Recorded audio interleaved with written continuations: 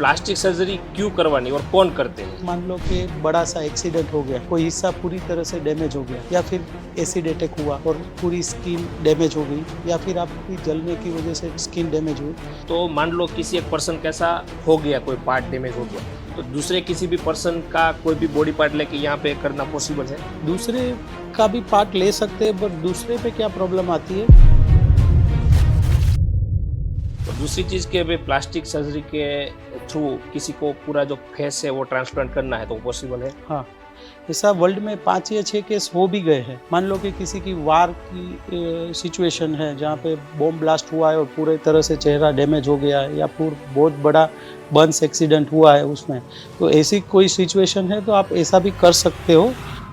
कोई anti ageing के लिए करवाते हैं तो मतलब पहले एज जो लगती थी उनमें से चेंजेस कितना लुक में पड़ा? मैं ज़्यादातर मेरे क्लाइंट को ऐसे ही फनीली कहता हूँ कि आप 10 साल का फोटो लेके आइए और वैसे आपका हो जाएगा। प्लास्टिक सर्जरी में वाकई में ही प्लास्टिक यूज होता है? अरे और आपने अभी तक बहुत सारी सर्जरी की है, तो ऐसा कोई अभी तक क्रिटिकल केस आया है? एकदम मेरे दिल का करीब का सवाल आपने पूछ लिया।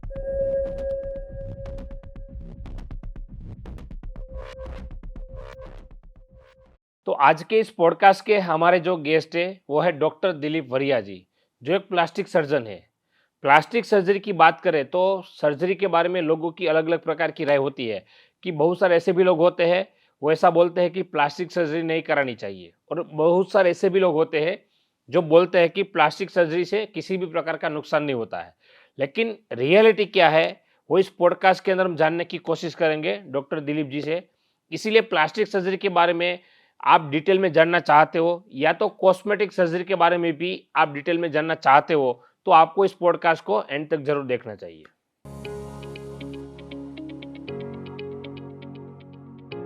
सबसे पहले तो इस पॉडकास्ट के अंदर मैं आपका स्वागत करता हूँ। थैंक यू ऋत्विक भाई। ओके, सबसे पहले सर मुझे बताओ कि ये लोग बोलते हैं कि प्लास्टिक सर्जरी करवानी है और आपने भी बहुत सारी प्लास्टिक सर्जरी की है, तो क्या प्लास्टिक सर्जरी में वाकई में ही प्लास्टिक यूज होता है? अरे ये रियली सबके मन में यही एक क्वेश्चन है कि क्या प्लास्टिक सर्जरी में रियल प्लास्टिक यूज होता है। दरअसल ऐसा कुछ नहीं है। हाँ, कुछ सर्जरी में हम सिलिकॉन या कुछ इम्प्लांट्स लगाते हैं, बट बेसिकली प्लास्टिक वर्ड्स है ना, वो ग्रीक वर्ड प्लास्टिकोस करके ग्रीक वर्ड था, उसी से प्लास्टिक वर्ड आया है।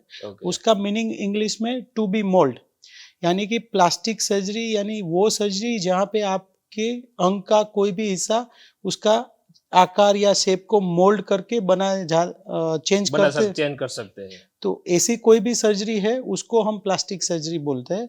यानी कि प्लास्टिक सर्जरी में कोई प्लास्टिक नहीं यूज होता है, वो जो मोल्डिंग होता है, जो आकार चेंज होता है कोई भी टिश्यू का या कोई भी अंग का, तो उसी को हम प्लास्टिक सर्जरी कहते हैं। ओके, दूसरी चीज़ ये बोलना चाहूँगा कि सर अभी बहुत सारे लोग बोलते हैं कि भाई प्लास्टिक सर्जरी करवानी है, तो मुझे जानना है कि प्लास्टिक सर्जरी क्यों करवानी और कौन करते हैं? अच्छा, ये भी है कि ज़्यादातर ऐसा है, लोगों को ऐसा ही दिमाग में आता है। अगर आप प्लास्टिक सर्जन के बारे में या प्लास्टिक सर्जरी के बारे में सोचोगे तो आपको ऐसा ही लगेगा कि किसी का चेहरा चेंज किया या किसी को और ब्यूटीफाई किया, बट दरअसल ऐसा नहीं है। प्लास्टिक सर्जरी में आपका कोई भी अंग है उसको रीशेप करना है या कुछ रीजनरेट करना है या कोई भी चेंज करना है, तो वो सब प्लास्टिक सर्जरी के अंदर आता है।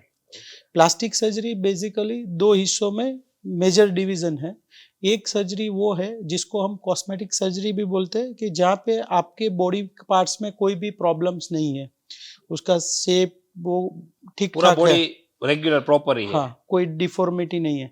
फिर भी आपको और उसको निखारना है और सुंदर बनाना है। मान लो कि आपकी नाक हल्की सी टेढ़ी लग रही है, बट आपको और कोई दिक्कत नहीं है, या फिर आपको नाक है कि मुझे कुछ ये सेलिब्रिटी की जैसा या कुछ ऐसा लुक चेंज करना है, तो वो जो सर्जरी होती है वो प्लास्टिक सर्जरी में कॉस्मेटिक सर्जरी के में आती है। कर सकते कि हैं। जो लोग को अपने बॉडी पार्ट्स में कोई भी प्रॉब्लम नहीं है फिर भी और अच्छा निखारना है, तो वहाँ पे जो सर्जरी होगी वो कॉस्मेटिक सर्जरी है।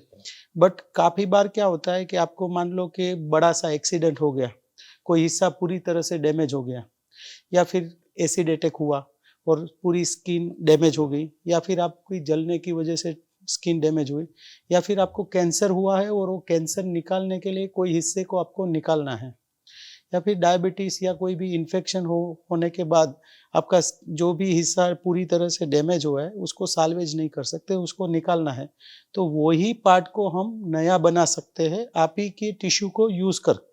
ओके। तो ये जो सर्जरी होती है उसको हम बोलते हैं प्लास्टिक रिकंस्ट्रक्टिव सर्जरी।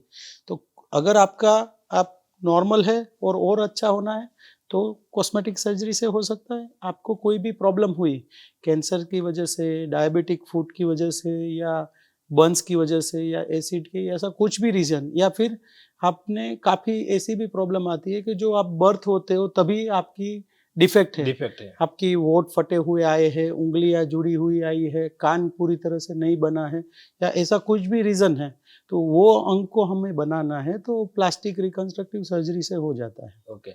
और जैसे आपने अभी बताया कि प्लास्टिक सर्जरी के दौरान किसी का पर्टिकुलर कोई पार्ट है वो डैमेज हो गया तो उसको आप ठीक करते हो इस सर्जरी के थ्रू। तो मान लो किसी एक पर्सन का ऐसा हो गया, कोई पार्ट डैमेज हो गया, तो दूसरे किसी भी पर्सन का कोई भी बॉडी पार्ट लेके यहाँ पे करना पॉसिबल है? हाँ, दूसरे का भी पार्ट ले सकते हैं, बट दूसरे पे क्या प्रॉब्लम आती है कि हमारा बॉडी हमारी एक इम्यून सिस्टम के साथ है, तो जो भी दूसरे का पार्ट है वो हमारी बॉडी क्या समझेगी, वो एक क्या बोलते हैं, वो एक एंटीजन है, यानी कि Yes. वो कीटाणु है आपकी बॉडी के लिए। बॉडी आपको एक्सेप्ट नहीं करेगा और उसको रिजेक्ट करने की कोशिश करता है। तो अगर कुछ ऐसी सिचुएशन है, मान लो कि आपके दोनों हाथ पूरी तरह से कट गए हैं या पूरा चेहरा आपका डैमेज हो गया, तो ऐसी सिचुएशन में हमें अगर दूसरे का पार्ट्स लेना है तो आप ऐसे यूज कर सकते हो। बट ज़्यादातर तो हम क्या करते हैं कि क्योंकि आपकी इम्यूनिटी का प्रॉब्लम आता है, अगर भी आपने किसी का हैंड ट्रांसप्लांट हुआ या फेस ट्रांसप्लांट हुआ तो उसमें लाइफ लॉन्ग आपको इम्यूनो सप्रेशन ड्रग्स लेनी पड़ती है, लाइफ टाइम तक। तो ज़्यादातर हम क्या करते हैं, आप ही के बॉडी पार्ट को ही यूज़ कर लेते हैं। मान लो कि आपका कैंसर की वजह से आपकी टंग या अंदर का स्किन डैमेज हुआ है और आपको पतला स्किन की ज़रूरत है, तो हम सिर्फ हाथ की स्किन को लेके रिप्लेस कर देते हैं। अगर आपके बोन का हिस्सा अगर निकाला है तो पैर की हड्डी और पैर की चमड़ी को ही लेके जा, तो हम ऐसी कोशिश करते हैं कि पहले आप ही के बॉडी पार्ट्स में से अगर यूज़ करके हो जाता है तो हमें दूसरे का नहीं लेना है, क्योंकि दूसरे के पार्ट के साथ आपको लाइफ लॉन्ग इम्यूनोथेरेपी लेनी पड़ती है। बट ऐसी सिचुएशन है जहाँ पे हमें आपके खुद के पार्ट है ही नहीं, तो ऑप्शन ही नहीं है, तब तब दूसरे का ले सकते हैं। तब ले सकते हैं। ओके। और दूसरी चीज के अभी प्लास्टिक सर्जरी के थ्रू किसी को पूरा जो फेस है वो ट्रांसप्लांट करना है तो पॉसिबल है? हाँ, ऐसा वर्ल्ड में 5 या 6 केस हो भी गए हैं। मान लो कि किसी की वार की सिचुएशन है जहाँ पे बॉम्ब ब्लास्ट हुआ है और पूरे तरह से चेहरा डैमेज हो गया है, या बहुत बड़ा बर्न्स एक्सीडेंट हुआ है उसमें, तो ऐसी कोई सिचुएशन है तो आप ऐसा भी कर सकते हो। बट ये बहुत ही कॉम्प्लेक्स सर्जरी रहती है, उसका खर्चा भी बहुत रहता है और बहुत रेयर इंडिकेशन होता है। ज़्यादातर हम क्या करते हैं, जो भी रिकंस्ट्रक्टिव सर्जरी आपकी खुद की चमड़ी या खुद का मांस से लेके ही इतना कोशिश करते हैं कि आपका नियर नॉर्मल हो जाए। और जितना आपके खुद के पार्ट से होगा उतना आपको इम्यूनोथेरेपी कम लेनी पड़ती है। ओके। और दूसरी चीज के मान लो किसी की प्लास्टिक सर्जरी आपने की है, ठीक है, तो जो पहले जैसा फेस होता है, मान लो किसी फेस की आपने सर्जरी की है तो पहले जैसा फेस होता है, उसके बाद प्लास्टिक सर्जरी होने के बाद जो फेस चेंज हो जाता है, तो मतलब उसमें डिफरेंस होता है, क्या होता है? या तो वो जो भी क्लाइंट्स है उसकी खुद की क्या डिमांड है, उसको क्या चेंज करना है। अगर उसकी सिर्फ नोज को चेंज करना है तो हम सिर्फ नोज की सर्जरी करते हैं, उसको राइनोप्लास्टी बोलते हैं। किसी को अपनी आँख या आँखों की झुर्रियाँ वो सब में अगर चेंज करना है तो उसको हम ब्लेफरोप्लास्टी सर्जरी करते हैं। किसी को अपनी चिन का पोजीशन अच्छा नहीं रखता है और चिन में, तो उसमें हम जो चिन करेक्शन करते हैं तो उसको जीनियोप्लास्टी सर्जरी बोलते हैं। किसी को डिम्पल्स क्रिएशन करना है, किसी को वी शेप बनाना है या कुछ भी करना है माइनर करेक्शन, तो वो हो जाता है। और हम प्लास्टिक सर्जरी से अगर पुरुष है और उसको स्त्री बनना है और उसके जो फेशियल फीचर्स भी चेंज करना है तो वो भी हो सकता है। हम देखेंगे ना तो पुरुष के चेहरा है ना ज़्यादातर स्क्वायर रहता है और खासकर ये फोरहेड का हिस्सा, और फीमेल में वो ज़्यादातर राउंड होता है। पुरुष की जो लाइन है वो ब्रॉड रहेगी, चिन भी ब्रॉड रहेगा। अगर उसका मेल से फीमेल में हमें कन्वर्ट करना है, हाँ, तो हम वो सब चीज चेंज कर सकते हैं। उसमें कोई फेस ट्रांसप्लांट की जरूरत नहीं है। नहीं है, माइनर माइनर करेक्शन करके भी आपकी फेस को 80 से 90% तक लुक में चेंज कर कर सकते हैं। सकते हैं। वो इसके अलावा और बॉडी के दूसरे भी पार्ट है, उसमें भी कुछ सर्जरी करवाने की जरूरत पड़ती है जब हाँ ट्रांसजेंडर की बात होती हो? हाँ, अगर हम ट्रांसजेंडर की बात करते हैं ना, तो ये वो लोग हैं जिसका बॉर्न्स हुआ है एज अ मेल ओके, या फीमेल, बट उसका दिमाग कुछ और सोच रहा है, उसका दिमाग कुछ किसी और बॉडी में कंफर्टेबल है। तो ऐसे जो सिचुएशन है, उसी में हम सेक्स रीअसाइनमेंट सर्जरी, यानी कि उसके दिमाग का जो सेक्स है, जेंडर, क्योंकि हायर पावर दिमाग में है, अगर वो खुद से खुद को एज अ पुरुष मान रहा है और उसका बोर्न एज अ गर्ल्स हुआ गर्ल्स है, हुआ है। तो ऐसी सिचुएशन में हम पूरा उसका सेक्स ट्रांसफॉर्मेशन करते हैं, जिसमें हर तरह की सर्जरी होती है। फेस पे अगर मेल है और उसको फीमेल बनना है, तो फेस पे फेशियल फेमिनाइजिंग सर्जरी, जिसमें हम राइनोप्लास्टी करते हैं, थोड़ा चीन का करते हैं, ये फोरहेड का थोड़ा जो प्रोमिनेंट है वो फेमिनाइजिंग करते हैं, उसकी हेयर लाइन को चेंज करते हैं, चेस्ट पे ब्रेस्ट रिकंस्ट्रक्शन करते हैं, और बॉटम में जो उसकी ऑर्गन्स है उसको रीशेप में करते हैं। ओके, उस हिसाब से अगर मान लो कि फीमेल है, उसको मेल मेल बनना है, बनना है, तो भी जो भी है वो जितने पूरी भी सारे पार्ट्स है उसको सेम प्रोसीजर सेम रहती है। प्रोसीजर करके हो सकता है। उसमें 4 से 5 सर्जरी लगती है, 1 से 2 साल का टाइम लगता है, बट उसकी दिमाग का जो भी कंफर्ट लेवल है वो हम अचीव कर सकते हैं। ओके, जैसे आपने बोला कि मेल में से किसी फीमेल की आपने सर्जरी की है, हम्म, तो जितने भी आप बॉडी के जितने भी पार्ट्स है उसके ऊपर सर्जरी करते हो, तो रेगुलर जो नॉर्मल इंसान में होता है वही उसी तरह डेवलप होते हैं बाकी के सारे अंग? हम्म, मान लो आपने सर्जरी कर ली, ठीक है, ब्रेस्ट की मैं बात करूँ तो अभी नॉर्मल जैसे दूसरे इंसान में होता है उसी तरह वो ग्रो हाँ करते हैं? हाँ, ग्रो नहीं करते। जो हमने रिकंस्ट्रक्ट करके वो ऑलमोस्ट 90% सेम। सेम बना देते हैं। फर्स्ट लुक में आपको कभी भी डिफरेंशिएशन मालूम ही नहीं पड़ेगा कि ये ऐसा हो सकता है। हुआ है। यस। तो बाद में रीग्रो की जरूरत नहीं होती, हम वो कंप्लीटली रिकंस्ट्रक्ट कर देते हैं। ओके, मतलब पता भी नहीं चलता हाँ, है। और ये सर्जरी है पेनफुल होती है? ज्यादातर ये जो सर्जरी का रिकवरी है वो पूरा अंडर, पहले तो जो सर्जरी हुई वो पूरी अंडर एनेस्थेशिया में होती है, तो जब सर्जरी होती है तब पेन बिल्कुल महसूस नहीं होता, और आफ्टर सर्जरी भी हम इतनी सारी ड्रग्स दवाइयाँ वगैरह का कंट्रोल रखते हैं, तो वो पूरा तरह से 1 या 2 दिन माइनर डिस्कम्फर्ट से पूरा रिकवर हो जाता है। बाकी कोई इतना पेन? और वीक टाइम में वो खुद की normal day to day activity resume करता है, और ज़्यादातर 3 वीक में तो अपना ऑफिस वर्क या वो खुद रिज्यूम करते हैं। करने लगता है। और ऐसा कहा जाता है कि जो लोगों के माइंड के अंदर ऐसा होता है कि जो प्लास्टिक सर्जरी करना वो तो बहुत रिच लोग हैं, बहुत पैसे वाले लोग हैं वही कर सकते हैं, नॉर्मल मिडिल क्लास पीपल है नहीं कर सकते। तो आपके पास जो लोग आते हैं सर्जरी करवाने के लिए, तो वो क्या सिर्फ रिच पीपल ही आते हैं, क्या है? नहीं, ऐसा बिल्कुल नहीं है। अभी क्या है कि लोगों का माइंडसेट है, वो गरीब है या पैसा वाला है, उससे कुछ नहीं होता। खुद की डिमांड क्या है, और ज़्यादातर सर्जरी इतनी अफोर्डेबल है कि लो मिडिल क्लास के लोग से लेके अपर क्लास के लोग अफोर्ड कर सकते हैं, और सभी क्लास के लोग की मैंने प्लास्टिक सर्जरी की है। अभी रिसेंट में बात करूँ तो ऑलमोस्ट, और किसी भी एज में भी प्लास्टिक सर्जरी, ऐसा नहीं है कि बड़ी एज मैंने वाले ऐसे, नहीं कर सकते? हाँ या नहीं, मैंने ऐसा है कि दो, अभी के दो रिसेंट एग्जांपल दूं। 67 ईयर के मेल पेशेंट क्लाइंट्स थे, और उसको अभी लगा कि अभी मैं I am not happy with my knows, and उसने राइनोप्लास्टी सर्जरी 67 7 एज की एज पे में करवाई? करवाई है। और अभी एक रिसेंटली फीमेल जो ऑलमोस्ट रेंटेड घर में ही रहती है, और वो अपने ब्रेस्ट के जो हैवीनेस थी उससे हैप्पी नहीं थी, और उसने रिडक्शन किया।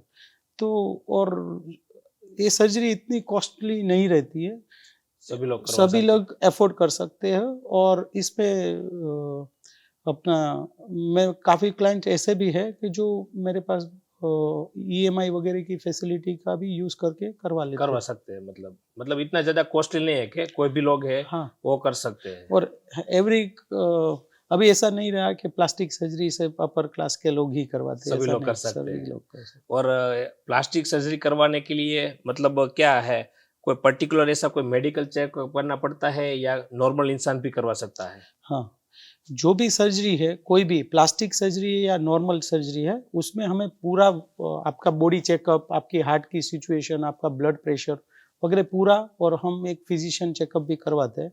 अगर वो सब कंप्लीट है तो आपकी नॉर्मल सर्जरी है या प्लास्टिक सर्जरी, रिकवरी दोनों में सेम रहेगी, और सेम ही प्री ऑपरेटिव जो हम वर्कअप बोलते हैं वो लगभग सेम ही रहता है Same. प्रोटोकॉल सब। ओके। और आपके पास जितने लोग प्लास्टिक सर्जरी करवाने के लिए आते हैं या कॉस्मेटिक सर्जरी की भी बात कर लो, ठीक है, तो लोग मतलब एक होता है कि किसी का कोई पार्ट डैमेज हो गया उसकी वजह से आते हैं, और दूसरा हो गया कि मुझे अच्छा दिखना है, मेरा बॉडी का शेप ये अच्छा नहीं है। तो लोग किस प्रकार के जो पेशेंट होते हैं आपके पास ज्यादा आते हैं? या आपने बोला ना कि अगर किसी प्रॉब्लम की वजह से या डायबिटीज है, कैंसर है, या कोई भी मेजर एक्सीडेंट हुआ है और वो डैमेज हुआ है, तो वो खुद की डिमांड रहती है कि मुझे नियर नॉर्मल दिखना है, तो वो लोग तो आएंगे ही। बट काफ़ी लोग ऐसे भी है कि वो खुद के लुक से कंफर्टेबल नहीं है। काफ़ी लोग को थोड़ा सा भी नोज है और वो उसके दिमाग में उसी के लिए वो फोकस्ड है, या किसी को खुद का लुक भले नॉर्मल है बट वो खुद के कंफर्ट में नहीं है, तो इससे क्या होता है कि वो खुद की डे टू डे एक्टिविटी में फोकस नहीं कर पाते, खुद का कॉन्फिडेंस लॉस करते। तो ऐसे लोग भी आते हैं कि जिसका खुद में कोई भी चेंज करना है। मान लो कि ज़्यादातर अगर हम पुरुषों की बात करें तो ज़्यादातर वो अपने चेस्ट के लुक से डिस्कम्फर्ट रहते हैं।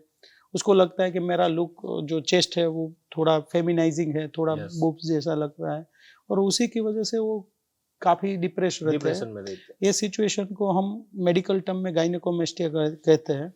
तो ऐसी सिचुएशन से सिंपल प्लास्टिक सर्जरी से उसका कॉन्फिडेंस बिल्ड हो जाता है, खुद पे वापस फोकस करने लगते हैं, तो दिस इज द ग्रेट। तो कॉस्मेटिक सर्जरी भी ऐसी नहीं है कि सिर्फ आपको लुक मिलता है। कॉस्मेटिक सर्जरी से भी आपको सेल्फ कॉन्फिडेंस बिल्ड होता है, सेल्फ इमेज पे इम्प्रूवमेंट आता है, और आपकी डे टू डे लाइफ या क्वालिटी लाइफ बहुत ही इम्प्रूव हो सकती है। और मैं यंग पेशेंट की बात करूं, आपके पास अलग अलग एज के लोग आते हैं, तो खास करके जितने भी यंग पेशेंट आते हैं, तो ऐसे पेशेंट को आप काउंसलिंग कैसे करते हो? पहले तो कोई भी प्लास्टिक सर्जरी, क्लाइंट्स का क्या नीड है वो हमें पहले अच्छे से समझना है। वो क्या डिस्कम्फर्ट है, उसकी साइकोलॉजी कैसी है, उसकी वजह से वो कितना डिप्रेस है, और उसको क्या रिजल्ट चाहिए, और वेदर ये प्लास्टिक सर्जरी से उसका जो डिज़ायर है वो फुलफिल हो सकता है कि नहीं, वो सबसे पहले बहुत ही इम्पोर्टेंट है। क्योंकि अगर हम जो उसको चाहिए वो दे पाएंगे तो उसका खुद का कॉन्फिडेंस बिल्ड होता है। तो हमें रियली जो भी यंग पेशेंट आते हैं तो उसकी रियली नीड समझनी है। अगर उसकी डिफॉर्मिटी है, सपोज हम एग्जांपल लेते हैं कि नाक, अगर नाक थोड़ी बहुत टेढ़ी है और दिख रहा है तो इट्स ओके, और वो इजीली करेक्टेबल है। बट काफ़ी लोग इतने भी आते हैं कि मान लो कि कोई गर्ल्स है, उसको एंजिना जोली का ही नाक चाहिए ऐसा है, और खुद का नाक भी बहुत ही अच्छा है, ऐसे लोग भी आ सकते हैं।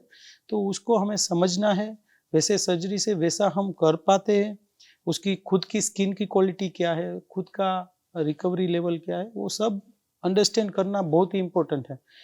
कॉस्मेटिक सर्जरी में क्या होता है कि जो पहला इनिशियल काउंसलिंग ही है ना, वही सर्जरी से बेस्ट रिजल्ट दे सकता है। हमें उसकी नीड समझनी है, उसकी क्या लेवल पे उसको रिजल्ट है, और वही हम कोशिश करते हैं हर बार कि उसकी डिजायर रिजल्ट को फुलफिल करें।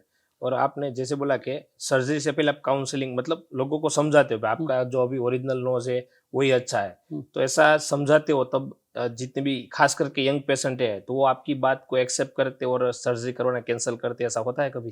या अगर मुझे लगता है कि आपका नोज रियली नॉर्मल पीपल जैसा है या जो भी है बेस्ट है, तो हम ज़्यादातर काउंसलिंग कर सकते हैं। बट और कुछ पेशेंट क्लाइंट ऐसे भी होते हैं कि वो समझ जाते हैं कि ठीक है सर, अगर सर ऐसा बोल रहे हैं या अगर रेडी है तो ठीक।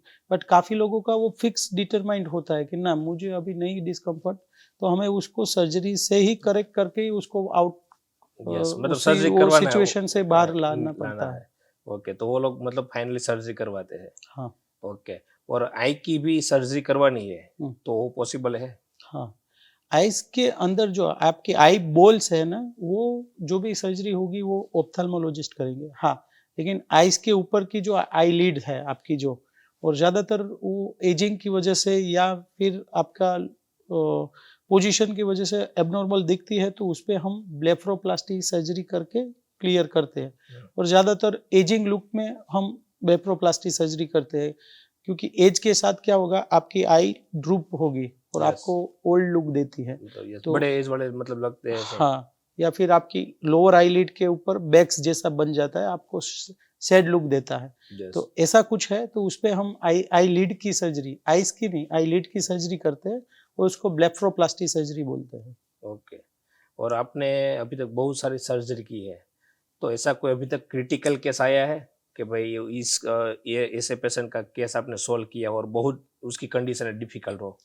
ऐसा ज़्यादातर एवरीडे देखें ना तो कुछ ना कुछ ऐसा चलता ही रहता है, क्योंकि क्रिटिकल वाला ही आता है, क्रिटिकल रहता है। रहता है, क्योंकि जो भी ज़्यादातर मेजर ट्रॉमा रहते हैं या मेजर बर्न्स रहता है, उसमें हमें पहले तो सर्जरी के साथ साथ उसकी लाइफ का भी देखना पड़ता है।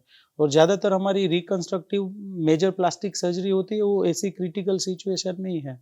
अगर एक एग्जांपल दूँ, तो वो जो अपने वो तोकते हाँ। साइक्लोन्स आया था यस। गुजरात में, तो उसमें एक ही परिवार के 4 लोग तो स्पॉट्स पे वो दीवार धँसने की वजह से वहाँ पे ही ओह! एक्सपायर हुए थे। बट एक 12 साल की बच्ची वो इंसिडेंट्स में सिर्फ़ पैरों की ऊपर ही आई और बाकी का हिस्सा उसका साल्वेज हो गया था। ओके। बट फिर भी 2 दिन वहाँ पे रही, फिर वहाँ से उसको राजकोट शिफ्ट किया। ये सब सिचुएशन में उसकी सेप्टिसेमिया हुआ, आईसीयू में भर्ती रहना पड़ा, और जो एक पैर पूरा तरह से डैमेज था और दूसरे पैर पे थोड़ी बहुत होप थी।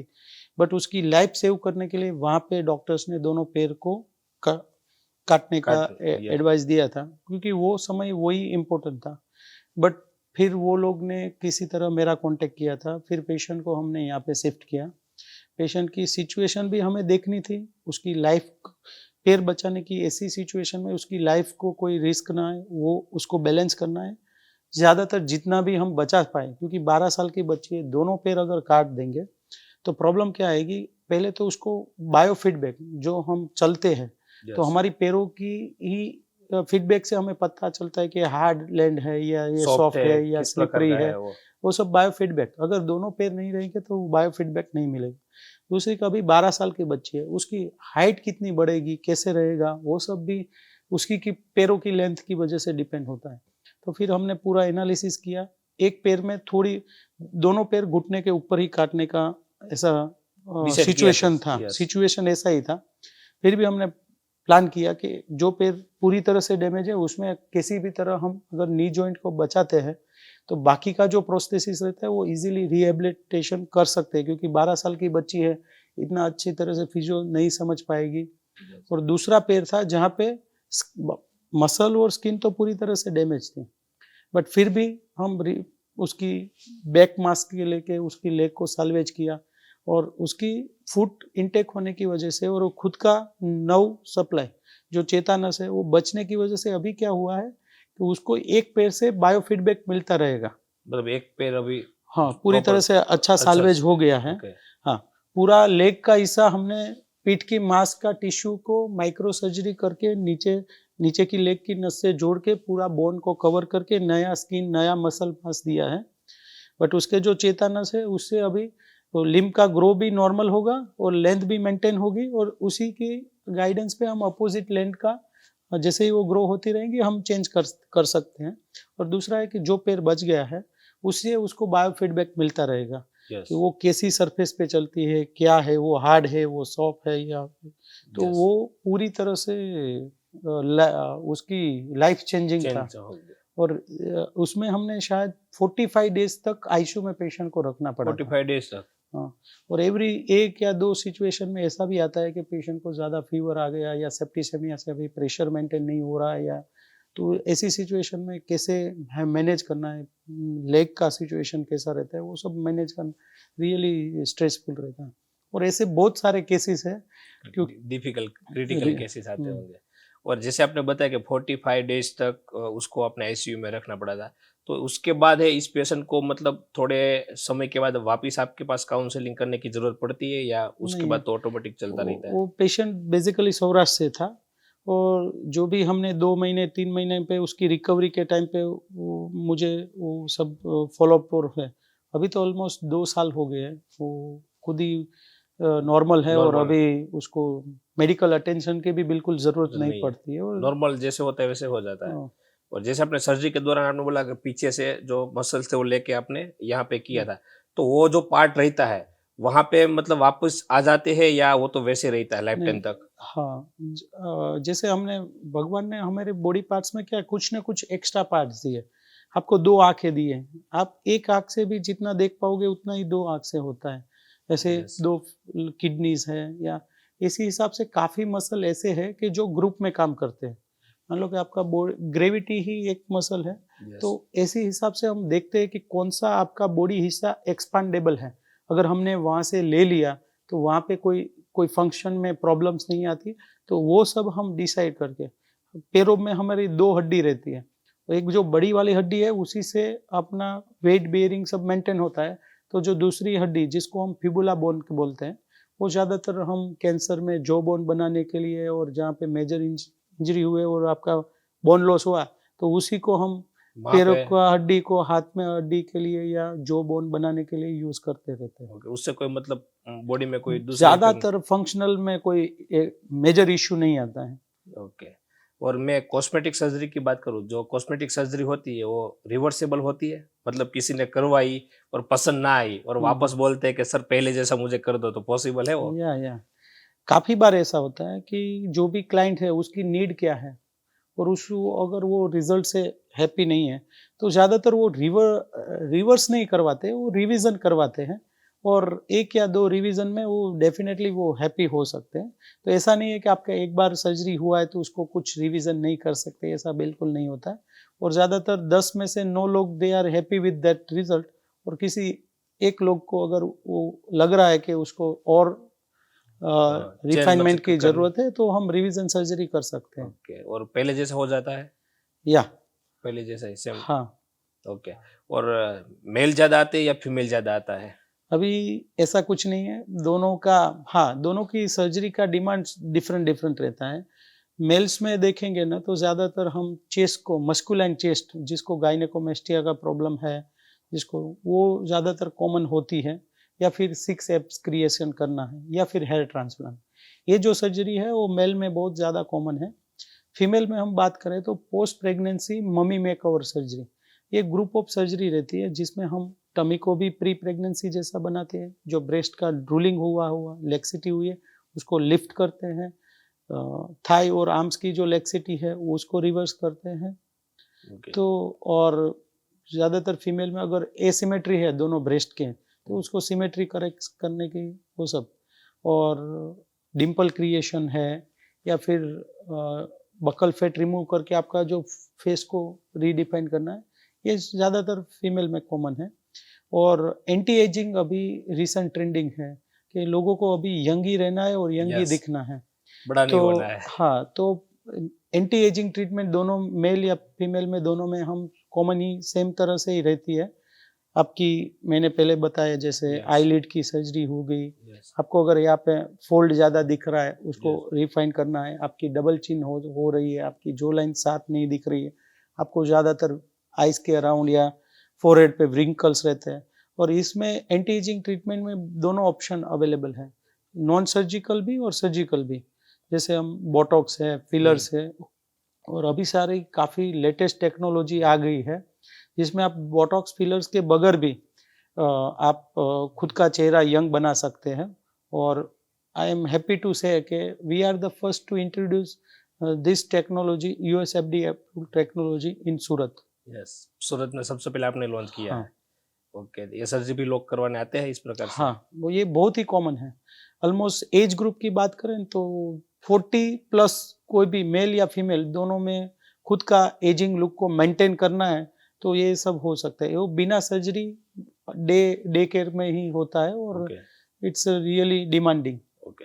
और कितना डिफरेंट होता है? मान लो कोई एंटी एजिंग के लिए करवाते हैं, तो मतलब पहले एज जो लगती थी उनमें से मतलब चेंजेस कितना लुक में पड़ता है? आप ऐसे मैं ज़्यादातर मेरे क्लाइंट को ऐसे ही फनीली कहता हूँ कि आप 10 साल का फ़ोटो लेके आइए और वैसे आपका हो जाएगा। बचेगा मतलब यंग दिखने लगोगे। या 10 साल का रिवर्सिबल रिवर्स। चेंज दिखता है। ओके। एक लास्ट सवाल, प्लास्टिक और जो रिकंस्ट्रक्टिव सर्जरी होती है उसके लिए आपका विजन क्या है? ये एकदम मेरे दिल का करीब का सवाल आपने पूछ लिया। ज़्यादातर क्या होता है कि प्लास्टिक सर्जन आइदर वो कॉस्मेटिक सर्जरी पे फोकस करता है या रिकंस्ट्रक्टिव पे, बट मेरा ऐसा मानना है कि दोनों को इक्वल वेटेज देना है मुझे लाइफ में। मेरे यहाँ पे मैंने सुपर्ब एस्थेटिक करके मेरा एक डेडिकेटेड सेंटर है, वहाँ पे मैं सिर्फ कॉस्मेटिक सर्जरी करता हूँ। उसी बिल्डिंग पे 4th फ्लोर पे मैंने ग्लोरियस हॉस्पिटल, जहाँ पे मैं डायबिटीज़ कैंसर का ट्रीटमेंट करता हूँ। ये दोनों सेंटर एक ही बिल्डिंग में बट सेपरेट क्यों रखा है, क्योंकि जो कॉस्मेटिक क्लाइंट आता है ना उसको कंफर्ट चाहिए, प्राइवेसी चाहिए, और सामने वाले जो क्लाइंट है उसको खुद के जैसा चाहिए। अगर मान लो आप मेरे पास कॉस्मेटिक सर्जरी करने आए और मेरे अस्पताल पे कोई कैंसर का मरीज है या किसी का डायबिटीज़ फुट है, उसमें पैरों में बड़ा ड्रेसिंग है, या फिर आपकी Yes. कैंसर की वजह से जो नाक में नली वगैरह है, आप ऐसे लोगों को देखोगे तुरंत आप भी घबरा जाओगे। यस, तो मैंने ऐसा किया है कि कॉस्मेटिक कॉस्मेटिक का एक डेडिकेटेड सेंटर जहाँ पे मेरे सिर्फ कॉस्मेटिक क्लाइंट रहते हैं, और जहाँ पे मैं रिकंस्ट्रक्टिव माइक्रो सर्जरी करता हूँ, जहाँ पे मेरे डायबिटिक पेशेंट भी आते हैं, कैंसर पेशेंट भी आते हैं, मेजर ट्रॉमा या एसिड बर्न्स के केसेस आते हैं। तो दोनों सेम बिल्डिंग में हम डिफरेंट वे से मैनेज करते हैं। तो वही मेरा विजन है कि I have to give equal balance between cosmetic surgery and reconstructive surgery. और मेरा ड्रीम यही है कि I have to enrich every life with my surgery to give positivity and hope. Thank you. Okay, thank you Dilip sir, आपने आपका कीमती समय निकाला और प्लास्टिक सर्जरी के बारे में और कॉस्मेटिक सर्जरी के बारे में बहुत सारा डिटेल में बताया। और आशा करता हूँ कि फ्यूचर में भी बहुत सारे ऐसे टॉपिक है जिसके ऊपर आपके साथ वापस पॉडकास्ट करेंगे। हाँ, sure. Okay, it's my great pleasure, and ऐसी सिचुएशन के जहाँ पे मैं लोगों को अवेयर करने का आपने प्लेटफॉर्म दिया, that is great for me, and thank you so much. Thank you very much.